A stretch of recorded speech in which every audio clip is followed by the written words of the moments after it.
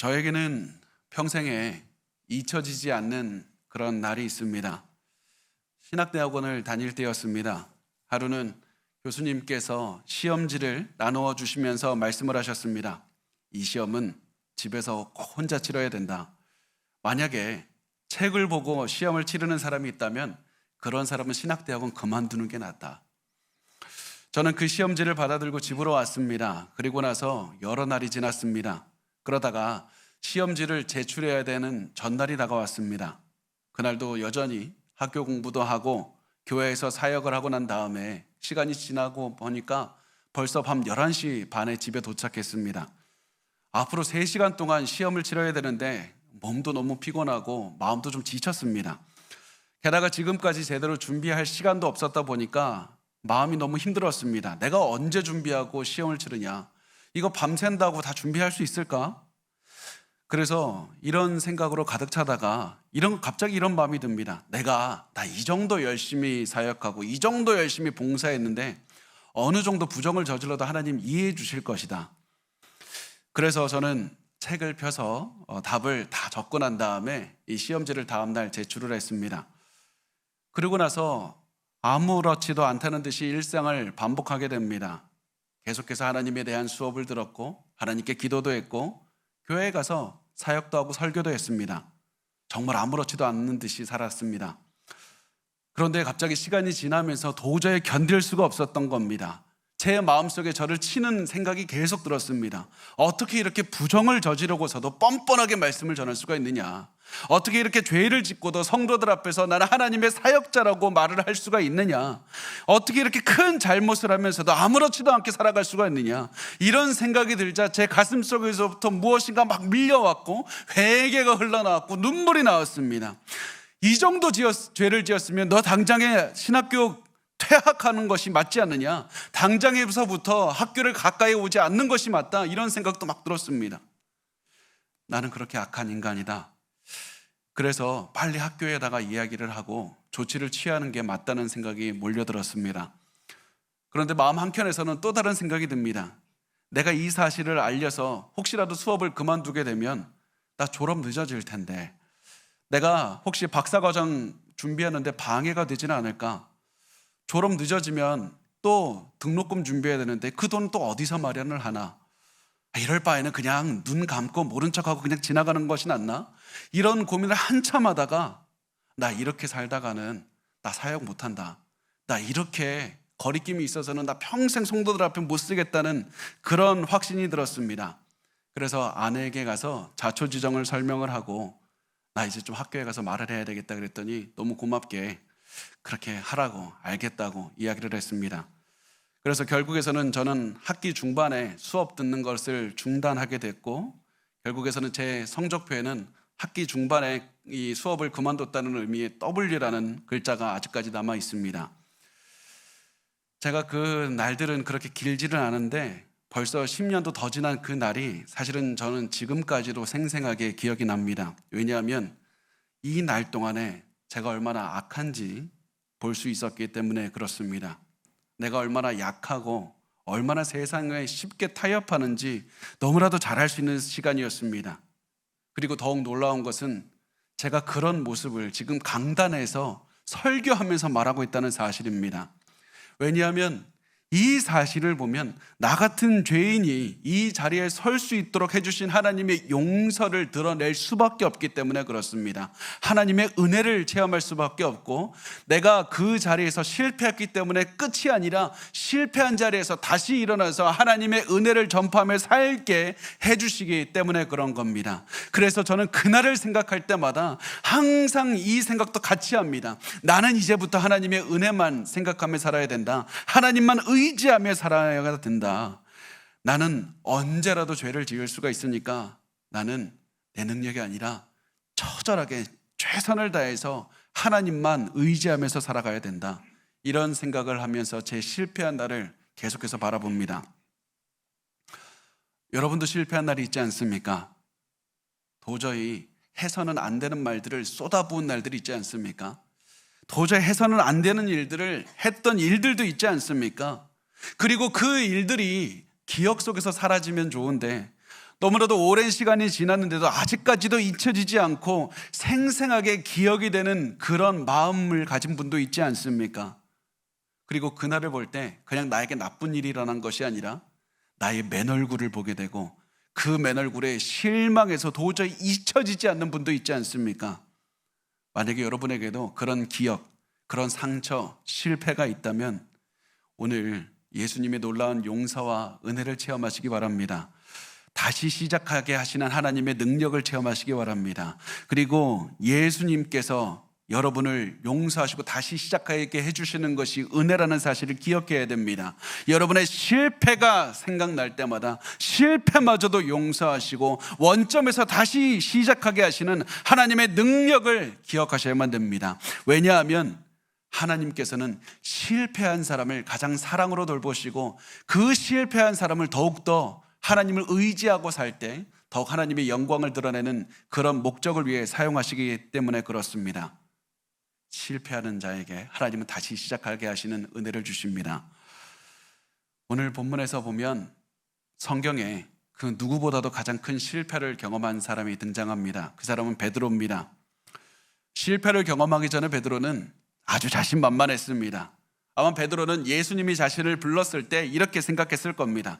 예수님, 나처럼 용감하고 똑딱하고 많은 사람들을 이끌 수 있는 리더십 있는 사람을 필요로 하실 것이다. 나같이 강한 결단력이 가진 사람, 의지를 가진 사람이 있으면 예수님이 많이 도움이 될 것이다. 베드로는 자신했을 겁니다. 그런데 베드로의 인생에 잊을 수 없는 일이 벌어집니다. 바로 베드로가 예수님을 3번 부인하는 큰 실패를 경험하는 날이었습니다. 예수님이 재판을 받고 있을 때 베드로는 예수님을 모른다고 3번이나 부인을 했습니다. 살기 위해서 죽고 싶지 않으니까 예수님 모른다고 부인했습니다. 이렇게 해서 베드로는 자신의 맨얼굴을 보게 됩니다. 베드로는 그렇게나 비열하고 겁이 많은 자신의 맨얼굴을 마주했고 자신의 얼굴을 본 베드로는 너무 고통스러웠습니다. 그래서 성경은 그 얼굴을 본 베드로의 반응을 이렇게 기록합니다. 밖에 나가서 심히 통곡했다. 심히 통곡했습니다. 이것이 자신의 맨얼굴을 마주한 사람의 반응입니다. 꾸미지 않고 벌거벗은 자신의 그 모든 모습을 본 사람은 자신에 대해서 실망할 수밖에 없고 체념할 수밖에 없고 충격을 받을 수밖에 없고 눈물을 흘릴 수밖에 없습니다. 그래서 이 큰 실패를 경험한 사람은 다음에 무엇을 하게 되냐면 아무것도 할 수가 없게 되는 겁니다. 내가 다시 일어날 수 있을지 모르겠다는 생각도 듭니다. 다시 일어나고 싶지 않다는 마음도 듭니다. 이제 그만하고 싶다는 마음이 듭니다. 자기 자신에 대한 불안감이 듭니다. 의심이 가득하게 됩니다. 그리고 바로 이때 체험하는 것이 복음의 능력입니다. 이때 체험하는 것이 복음의 능력입니다. 왜냐하면 팀 켈러 목사님께서 이렇게 말씀하신 것과 같습니다. 목사님 이렇게 말씀을 합니다. 복음은 내가 믿고 있는 것보다 나는 더 큰 죄인이지만은 내가 희망하는 것보다 나는 더 많은 예수님의 사랑을 받았다. 이것이 바로 복음입니다. 나는 내가 상상하는 것보다 훨씬 큰 죄인이지만 예수님은 우리가 생각하는 것보다 훨씬 큰 사랑과 용서로 우리를 품어주시는 겁니다. 오늘 본문에서 베드로는 자기 자신에 대해서 실망했고 또 용서하시고 다시 시작하게 하시는 예수님의 복음의 능력을 다시 체험하게 됩니다. 오늘 본문에 등장하는 베드로의 모습은 이렇습니다. 예수님이 부활하셨다는 사실을 알고 있었습니다. 그래서 베드로를 포함한 제자들은 기쁨이 넘쳤습니다. 그런데 베드로의 마음에는 아직도 나 실패했다. 그 마음이 사라지질 않았습니다. 예수님을 부인했던 그 날의 기억이 떠오를 때마다 베드로는 괴로웠습니다. 나 앞으로 무엇이라도 할 수 있을까? 내가 면목이 설까? 예수님을 위해서 할 수 있는 그런 사람일까? 그런 의문이 들었습니다. 그래서 베드로는 괴로운 마음으로 이렇게 말을 합니다. 요한복음 21장 3절에 시몬 베드로가 나는 물고기 잡으러 가노라 하니 그들이 우리도 함께 가겠다 하고 나가서 배에 올랐으나 그날 밤에 아무것도 잡지 못하였더니 베드로가 나는 물고기를 잡으러 가겠다고 말을 하면서 바다로 갔습니다. 왜 이렇게 했냐면 사람은 마음이 괴롭고 불안하면 자신이 친숙하게 느끼는 과거로 돌아가는 경향이 있기 때문에 그렇습니다. 아무리 그 과거가 힘들고 내가 가면 안 되는 곳이고 내가 가면 결코 좋지 않다는 사실을 알면서도 마음이 불안하면 마음을 안정시키기 위해서 자꾸 잘못된 과거로 돌아가는 겁니다. 그래서 베드로는 예수님을 따르기 전의 모습인 물고기를 잡는 일로 돌아간 겁니다. 그리고 다른 제자들도 리더인 베드로를 따라서 바다로 갔습니다. 그리고 이들은 배에 올랐다고 말을 하는데 이 배는 베드로가 소유한 배였을 겁니다. 그래서 이 제자들과 베드로는 이 예전에 소유한 자기 그 물고기를 잡는 그 모든 장비를 가지고 예수님을 만나기 그 전의 모습으로 돌아가게 됩니다. 그런데 이들은 이렇게 해서는 절대 안 되는 것이었습니다. 왜냐하면 예수님께서 제자들에게 이렇게 말씀을 했기 때문입니다.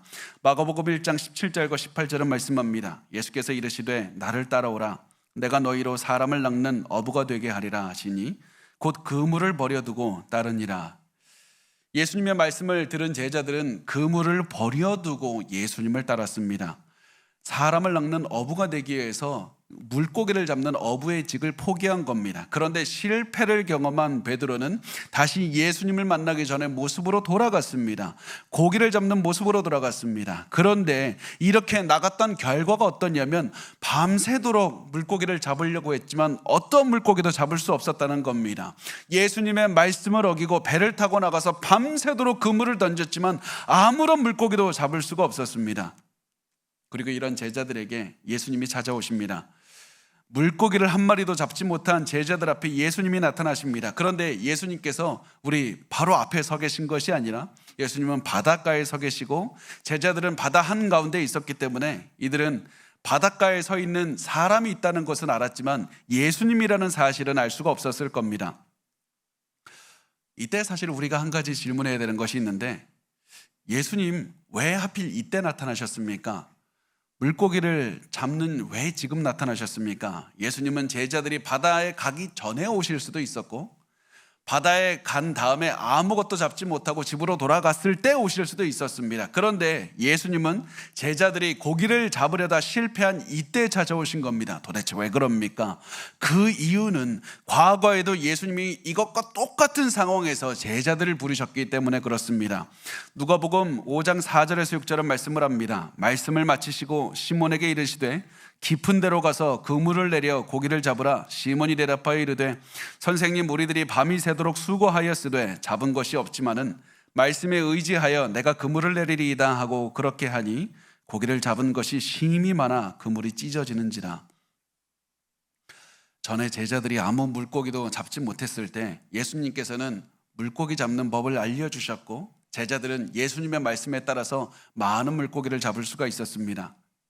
예수님은 일부러 제자들이 또다시 실패한 이때에 찾아와서 과거를 기억나게 하시는 겁니다. 일부러 제자들이 가장 실망해서 가장 힘들어할 때 이들을 찾아오셔서 내가 너희를 부를 때 기억나지 않느냐? 우리 원점에서 다시 시작하자. 너희 실패한 곳에서 머물러 있지 말고 다시 원점으로 가서 다시 시작하자고 말씀을 하시는 겁니다. 그렇게 하기 위해서 예수님은 아직 자신을 드러내지 않으시고 해변에서 제자들에게 큰 소리로 외치셨습니다. 고기 잡은 것이 있습니까? 이렇게 질문하자 제자들은 우리 아무것도 잡은 것이 없다고 말을 합니다. 이렇게 해서 제자들은 자신의 실패를 인정할 수밖에 없었던 겁니다. 베드로가 이곳에 나왔던 이유는 나 그래도 할 수 있는 과거, 나 그래도 예수님을 떠나서 내가 내 힘으로 할 수 있는 것이 고기라도 잡을 수 있지 않겠느냐, 이런 마음으로 고기를 잡으려고 나왔지만 그것마저 실패한 겁니다. 완전하게 실패했습니다. 이제 베드로에게 남은 것은 아무것도 없었습니다. 이 말을 들은 예수님은 제자들에게 그물을 오른편에 던지라고 말씀을 하셨습니다. 이렇게 해서 예수님은 제자들에게 그물을 던지는 정확한 위치를 알려주신 겁니다. 이 말을 들은 제자들은 저 사람이 누군지는 모르겠지만 우리가 그물 던져서 손해날 게 뭐냐, 한번 그냥 던져보자. 그렇게 해서 그 예수님의 말씀대로 그물을 던졌고 그 결과 많은 물고기를 잡을 수가 있었고 물고기가 너무나 많아서 배 위로 끌어낼 수도 없었습니다. 이 사실을 보자 사도 요한의 머리에 한 가지 번쩍이는 게 생각이 듭니다.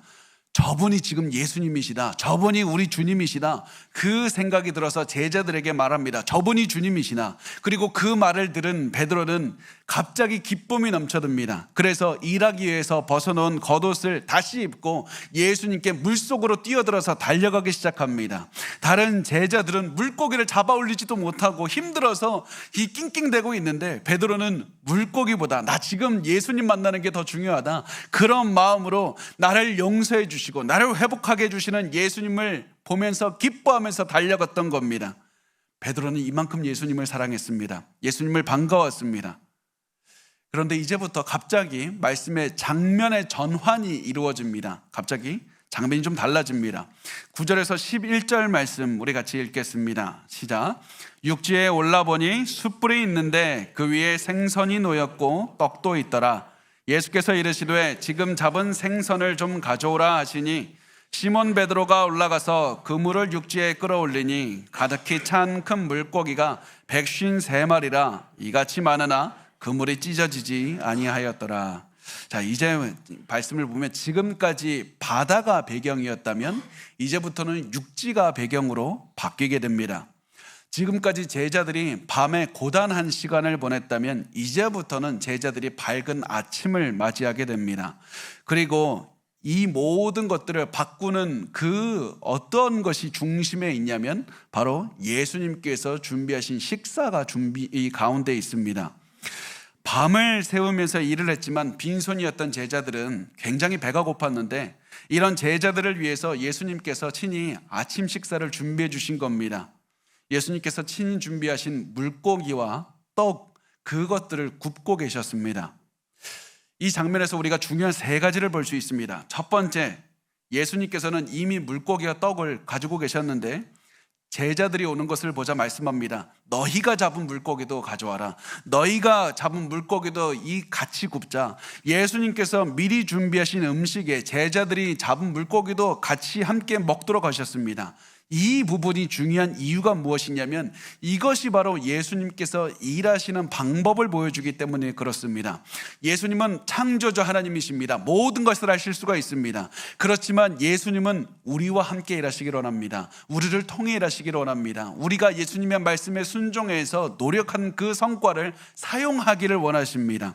그래서 우리가 한 일이 아무리 작아도 예수님은 우리가 예수님께 순종하며 노력한 일들을 사용해서 예수님이 영광을 드러내시기를 원하시기 때문에 제자들에게 너희가 잡은 물고기를 가져오라고 하셨고 우리에게도 우리가 열심히 산 것을 통해서 예수님의 능력을 드러낸다는 사실입니다. 두 번째, 이 말씀을 통해서 드러내는 것은 무엇이냐면 예수님께서 이 식사하시는 장소를 통해 베드로를 회복하신다는 사실입니다. 단순히 그냥 먹는 것이 아니라 베드로를 회복하십니다. 그것을 어디서 볼 수 있냐면 예수님께서 숯불을 피웠다는 것을 보면 알 수가 있습니다. 예수님께서 숯불을 피우셨는데 예수님께서 불을 피우신 이유는 베드로가 예수님을 부인했던 곳이 바로 불 앞이었기 때문에 그렇습니다. 요한복음 18장 18절은 말씀을 합니다. 그때가 추운 고로 종과 아랫사람들이 불을 피우고 서서 쬐니 베드로도 함께 서서 쬐더라. 불은 베드로의 실패를 상징하는 겁니다. 불은 베드로의 아픈 마음을 나타내는 겁니다. 그래서 예수님께서는 실패한 베드로의 마음을 아시고 일부러 베드로를 실패한 장소로 이끄셨습니다. 베드로는 불을 보고서는 자신의 잘못이 떠올랐을 겁니다. 자책하는 마음이 마음이 들었을 겁니다. 그런데 예수님은 이런 불 앞에서 베드로를 책망하지도 않으시고 비난하지도 않고 잔치를 베풀어 주셨습니다. 이것이 이 부분에서 세 번째 중요한 사항입니다. 예수님께서 준비하신 음식이 떡과 물고기였습니다. 예수님께서 떡과 물고기를 준비하신 이유는 이전에 예수님께서 떡과 물고기를 통해서 엄청나게 많은 사람들을 먹이신 기록이 있기 때문에 그렇습니다. 그래서 떡과 물고기는 풍성하게 먹이시는 예수님의 마음을 보여줍니다. 예수님께서는 예수님을 배반해서 괴로워하는 베드로에게 풍성한 음식으로 먹여주셨고 결국 잔치를 베풀어 주셨던 겁니다. 예수님은 괴로워하는 베드로에게 그냥 내가 너의 맘다, 야, 위로받아라. 다 괜찮아질 거야. 이렇게 말씀만 하신 것이 아니었습니다.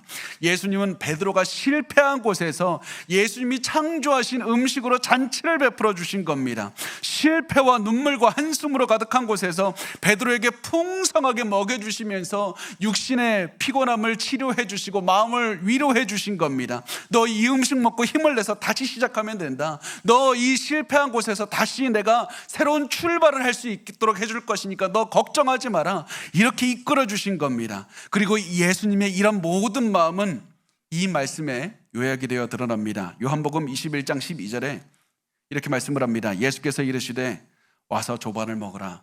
와서 밥을 먹으라. 예수님께서 밥을 먹으라고 하신 겁니다. 이렇게 해서 제자들이 예수님이 준비하신 식사를 하기 시작을 했고, 예수님은 그 앞에서 제자들이 식사를 끝내기를 기다리고 계셨습니다.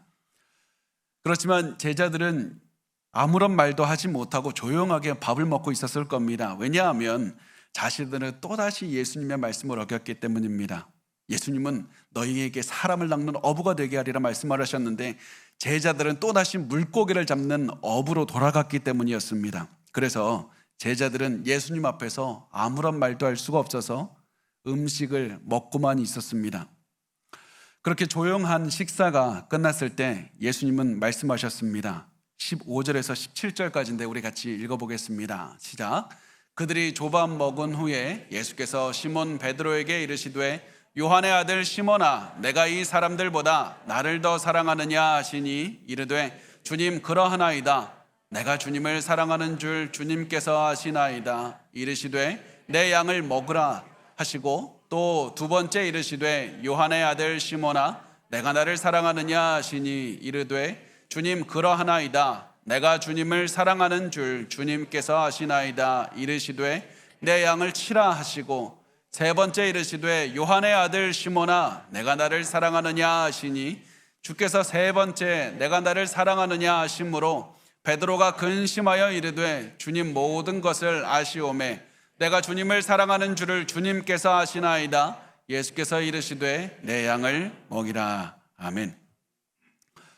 예수님께서는 실패한 베드로에게 가장 먼저 이렇게 부르십니다. 요한의 아들 시몬아.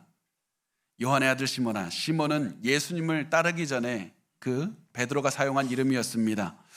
왜냐하면 베드로는 예수님을 부인하면서 다시 과거의 모습으로 돌아가 있었기 때문에 그렇습니다. 예수님을 믿는 믿음 위에서 다시 시작할 수 있다, 살아내면 된다고 확신하지 못하고 자책하고 슬퍼하고 있었습니다.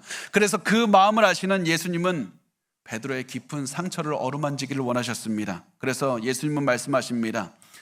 요한의 아들 시몬아, 그 누구보다도 약하고 상처 많이 받은 시몬아, 너가 이 사람들보다 나를 사랑하느냐? 이 말은 이 제자들이 나를 사랑하는 것보다 너 나를 더 사랑하느냐? 너 정말 나를 가장 많이 사랑하느냐? 이 말씀입니다.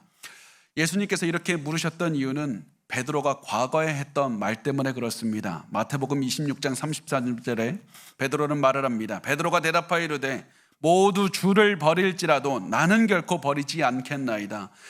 나 예수님 그 누구보다도 사랑합니다. 나 그래서 다른 사람 다 떠나도 나는 예수님을 지키겠습니다. 요한복음 13장 37절에 말씀을 합니다. 베드로가 이르되 주여 내가 지금은 어찌하여 따라갈 수 없나이까?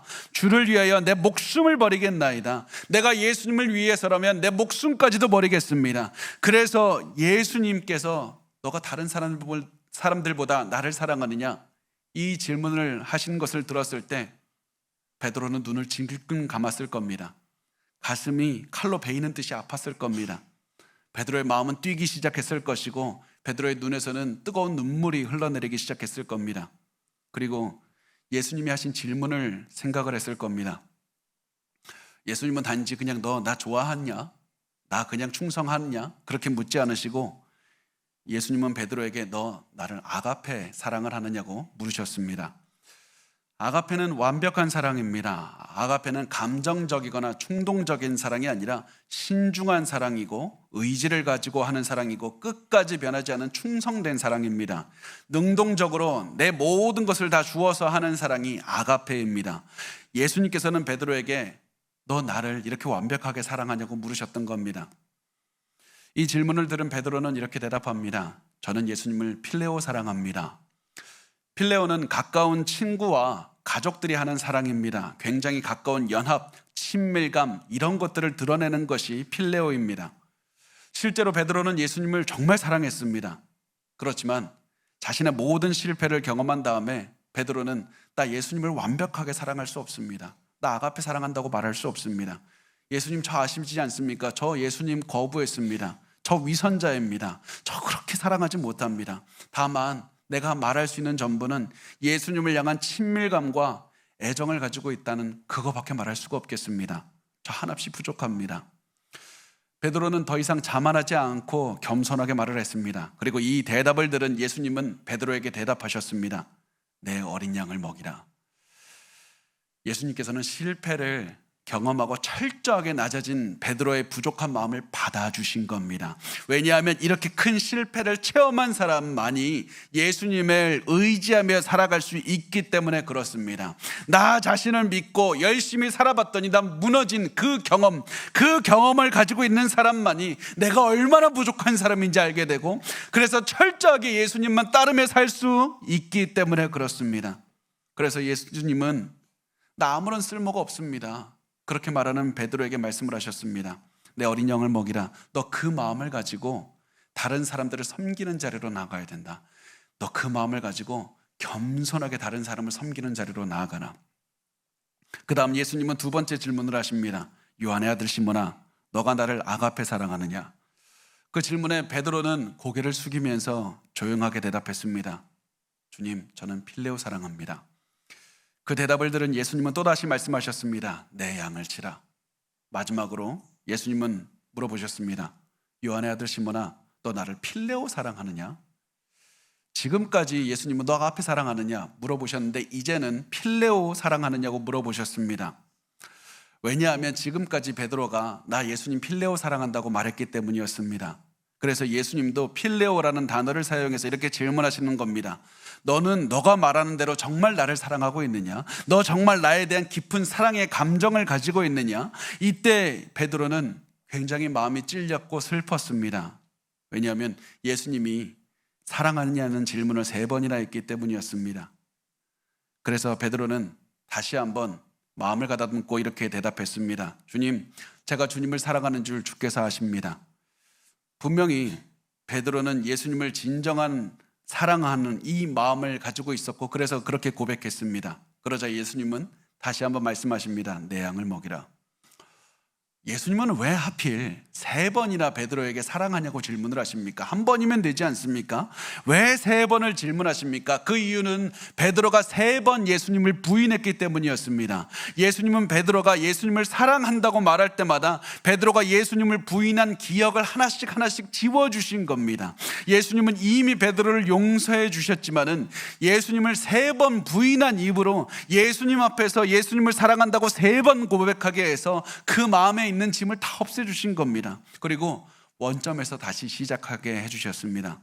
그래서 이제부터는 베드로의 마음에 예수님을 부인했던 그날의 기억을 떠올릴 때마다 예수님을 사랑한다고 고백했던 기억도 같이 기억하게 하셨고 내 양을 먹이라 이 예수님의 주신 사명도 같이 기억하게 하셨습니다. 내 과거에 한 실패가 크면 클수록 예수님을 더욱더 사랑하게 하셨고 그리고 내 과거에 대한 아픔이 크면 클수록 더욱더 최선을 다해서 사람들을 돌보고 섬기게 하신 겁니다. 그래서 예수님의 질문은 다시 베드로가 원점에서 시작하게 하실 수 있는 가장 최고의 선물이었던 겁니다. 예수님이 이렇게 해서 베드로가 다시 시작하게 하셨습니다. 그런데 예수님께서 베드로에게 너 나를 사랑하느냐고 3번 질문하셨던 이유가 또 한 가지가 있는데 그것은 베드로와 예수님의 대화를 다른 제자들도 듣고 있었기 때문에 그렇습니다.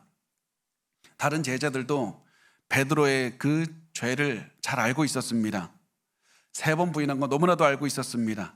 그런데 예수님께서는 제자들 앞에서 베드로가 공개적으로 사랑을 고백하게 해서 공개적으로 베드로를 회복시켜 주신 겁니다. 베드로가 다시 사도로서 사역을 할 수 있도록 회복시켜 주신 겁니다. 이렇게 해서 예수님은 가장 크게 실패한 사람이 사역을 회복하도록 시켜주셨을 뿐만 아니라 제자들 중에 리더로 세우셨습니다. 가장 크게 실패한 사람을 가장 크게 세우셨습니다. 왜 그렇습니까? 가장 크게 실패한 사람, 그 사람이 더욱더 예수님을 의지할 수 있기 때문에 그렇습니다. 실패한 만큼 더 많이 겸손하게 다른 사람들을 섬길 수 있기 때문에 그렇습니다. 예수님은 이렇게 말씀하신 다음에 한동안 조용히 계셨을 겁니다. 예수님이 하신 말씀의 의미를 곰곰이 생각하도록 베드로가 잘 생각하도록 기다려 주셨을 겁니다. 베드로는 이 예수님께서 나를 용서해 주시고 회복하게 해 주셨다는 그 사실 때문에 기쁨이 넘쳐났을 겁니다. 너무나도 즐거웠습니다. 그렇지만 예수님은 베드로가 기쁘게만 둘 수는 없었습니다. 왜냐하면 예수님을 사랑하고 양들을 돌보는 삶은 반드시 예수님을 위한 희생으로 이어지게 되어 있기 때문이었습니다. 사역이라는 것은 자기 전부를 드리는 희생을 포함할 수밖에 없었기 때문에 그렇습니다. 그래서 예수님은 말씀을 합니다. 18절과 19절에 이렇게 말씀을 합니다. 내가 진실로 진실로 내게 이르노니 내가 젊어서는 스스로 띠뛰고 원하는 곳으로 다녔거니와 늙어서는 내 팔을 벌리리니 남이 내게 띠띠우고 원하지 아니하는 곳으로 데려가리라. 이 말씀을 하심은 베드로가 어떠한 죽음으로 하나님께 영광을 돌릴 것을 가리키심이라라. 이 말씀을 하시고 베드로에게 이르시되 나를 따르라 하시니, 과거에 베드로는 자신만만했습니다. 의지가 강했습니다. 독립적으로 자기가 가고 싶은 곳을 가면서 인생을 자기가 결정하며 살았습니다. 그렇지만 예수님은 말씀합니다. 시간이 지나면 너도 결국에서는 예수님처럼 죽게 될 것이다. 그래서 내 팔을 벌릴 것이다. 이 말은 베드로가 십자가에서 팔을 벌리고 죽을 것이라는 사실을 말씀하신 겁니다. 그리고 실제로 교회 역사를 보면 베드로도 십자가 처형을 당했다고 말씀을 합니다. 그렇지만 베드로는 예수님과 똑같이 십자가에서 죽은 것이 아니라 거꾸로 십자가를 해서 죽었다고 합니다. 왜냐하면 나는 우리 주인이신 예수님과 똑같은 자세로 죽을 자격이 없는 인간입니다. 그래서 나 그렇게 죽을 수가 없으니까 나 거꾸로 해서 죽여달라고 그렇게 부탁을 해서 베드로는 거꾸로 십자가에서 죽으면서 하나님께 영광을 돌렸습니다. 사실 여기서 한 가지 궁금한 점이 생기는데, 왜 예수님은 굳이 베드로가 순교할 것이라는 사실을 미리 말씀을 하셨습니까? 그거 굳이 당장에 알고 싶지 않은데, 그냥 살다가 그냥 죽어도 되는데 굳이 왜 미리 베드로가 순교할 것이라는 사실을 미리 말씀을 하셨습니까? 그 이유는 베드로가 똑같은 잘못을 반복하지 않도록 도와주기 위해서 그랬습니다. 베드로야, 너 이제 다시 시작한다. 그러나 앞으로 너는 또다시 예수님의 이름을 부인하고 싶은 유혹이 찾아오게 될 것이다. 예수님을 부인해야 살아남을 수 있는 상황에 처하게 될 것이다. 그러나 너 그때가 오면 절대로 똑같은 잘못해서는 안 된다. 유혹에 넘어가서는 안 된다. 너 죽을 각오를 하고 항상 나만 따라야 된다. 오늘 너가 나를 사랑한다고 고백한 이 3번의 고백 기억하고 예수님만 사랑하면서 예수님만 따라서 살아가야 된다. 그래서 예수님은 베드로에게 이렇게 말씀을 하시는 겁니다. 나를 따르라. 나를 따르라. 예수님 왜 나를 따르라라고 하십니까? 그 이유는 예수님께서 베드로에게 처음 부르실 때 하셨던 명령이 나를 따르라는 것이었기 때문에 그렇습니다. 마태복음 4장 19절에서 20절에 말씀을 합니다. 말씀하시되 나를 따라오라. 내가 너희를 사람을 낚는 어부가 되게 하리라 하시니 그들이 곧 그물을 버려두고 예수를 따르리라. 예수님 다시 원점으로 돌아가게 해서 베드로에게 너는 모든 것을 버리고 나를 따르라라고 하셨습니다. 이렇게 한 다음에 예수님께서는 불을 피운 장소를 떠나서 천천히 걸어가셨을 것이고 그 뒤를 베드로가 따라갔을 겁니다. 그런데 그 뒤를 보니까 사도 요한이 이 둘을 따라서 걷고 있었습니다. 그래서 베드로는 뒤에 따라오는 요한을 가리키면서 예수님께 물었습니다. 주님, 저 요한에게는 어떠한 일이 일어나겠습니까? 저는 순교한다고 하셨는데 저 사람도 순교하는 게 맞지 않습니까? 저 사람은 어떤 인생을 살게 됩니까? 그 질문을 들은 예수님은 베드로를 꾸짖으시면서 이렇게 말씀을 하십니다. 22절에 보면 예수께서 이르시되 내가 올 때까지 그를 머물게 하고자 할지라도 내게 무슨 상관이냐? 너는 나를 따르라 하시더라. 하나님께서 요한을 어떻게 사용하시는지 그것이 너 무슨 상관이냐? 요한이 순교를 당하게 하시든지 장수하게 하시든지 그거 중요한 문제가 아니다. 하나님께서는 각 사람에게 맡겨주신 사역이 있는 것이고 서로 어떤 사역을 맡게 되는지 그거 비교할 필요도 없다. 어떤 사람은 많은 사람의 박수를 받게 될 것이고 어떤 사람은 아무도 모르는 곳에서 평생 살아갈 수도 있다. 그거 중요한 것 아니다. 우리에게 중요한 것이 무엇인가? 하나님께서 너에게 맡겨주신 그 사역만 감당하면 된다. 그 사역이 무엇이냐? 하나님께서 우리에게 맡겨주신 일이 무엇입니까? 너는 시선을 예수께 돌리고 예수님만 바라보면서 걷는 것, 그것이 우리 모두에게 맡겨진 사역입니다. 그래서 예수님은 말씀합니다. 너는 나를 따르라. 너는 나를 따르라. 예수님이 아닌 다른 사람 환경 바라보게 되면 너의 마음속에서는 비교하고 원망하고 시기하고 질투가 너의 마음에 가득 차게 될 것이고 오히려 너의 마음에 가득해야 되는 사랑은 없어지게 될 것이다. 너는 예수님만 바라보며 예수님만 따르고 살아야 된다. 그것만이 중요한 것이다. 이것이 인생의 가장 큰 실패를 맛본 베드로에게 하신 예수님이 하신 말씀이었습니다. 그리고 인생의 큰 실패를 맛본 여러분과 저에게 하시는 예수님의 말씀이기도 합니다. 예수님 우리에게 하시는 그 말씀을 기억하십시오. 너는 나를 따르라. 너는 나를 따르라. 두 형제에 관한 이야기를 하고 마치도록 하겠습니다. 두 형제가 있었는데 이 형제 중 한 명은 알코올 중독자였습니다. 다른 한 명은 의사였습니다. 어떤 사람이 이 알코올 중독자인 형제에게 가서 물었습니다. 당신은 어떻게 해서 알코올 중독자가 되었습니까? 그 질문을 들은 그 사람은 대답했습니다. 저희 아버지가 알코올 중독자였기 때문에 그렇습니다. 그 사람은 이제 의사인 형제에게 가서 똑같은 질문을 했습니다. 당신은 어떻게 해서 의사가 될 수 있었습니까? 그 질문을 들은 그 사람은 대답했습니다. 저희 아버지가 알코올 중독자였기 때문에 그렇습니다. 사람은 누구나 큰 실패와 상처를 마음에 품고 살아갑니다. 중요한 것은 나에게 얼마나 큰 실패와 상처가 있느냐가 아니라 내가 그 실패와 상처를 어떻게 대하느냐, 그게 훨씬 중요합니다. 우리는 과거로 돌아가서 우리의 과거를 바꿀 수는 없는 겁니다. 고통스러운 실패의 상처가 남아있는 우리의 마음도 상처가 사라지라고 할 수가 없는 겁니다. 남아있는 겁니다. 그렇다면 우리가 무엇을 할 수 있습니까? 우리가 할 수 있는 단 한 가지는 예수님의 말씀을 기억하는 겁니다. 예수님이 우리에게 말씀을 합니다. 너가 나를 사랑하느냐? 내 양을 먹이라. 너는 나를 따르라. 이것이 우리가 할 수 있는 전부입니다. 우리 예수님만 바라보고 예수님만 생각하고 예수님만 섬기면서 살아가는 것이 우리가 할 수 있는 전부입니다. 그렇게 살다 보면 언젠가 우리에게도 누군가 찾아와서 이렇게 물을 겁니다. 여러분의 자녀, 여러분의 가족, 여러분 주변 성도들, 순원들이 여러분 찾아와서 이렇게 물을 겁니다. 아버지, 어머니, 순장님, 집사님, 권사님, 어떻게 그렇게 삶을 살 수가 있었습니까? 어떻게 그렇게 큰 어려움 이겨내고 살 수 있었습니까? 그 질문에 우리 모두 이렇게 대답하셨으면 좋겠습니다. 왜냐하면 내가 큰 실패를 했고 내가 과거에 큰 상처가 있기 때문에 그렇습니다.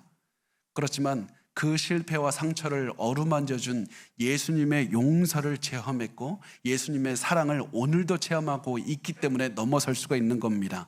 여러분, 그런 대답을 할 수 있는 삶을 사셨으면 좋겠습니다. 그런 대답을 자녀들과 다른 사람들에게 오게 하는 그날이 반드시 오기를 바랍니다. 그래서 그렇게 대답하면서 우리 매일매일 예수님만 따라가면서 살았으면 좋겠습니다. 우리 예수님만 매일 바라보며 예수님만 따르며 살기를 바랍니다.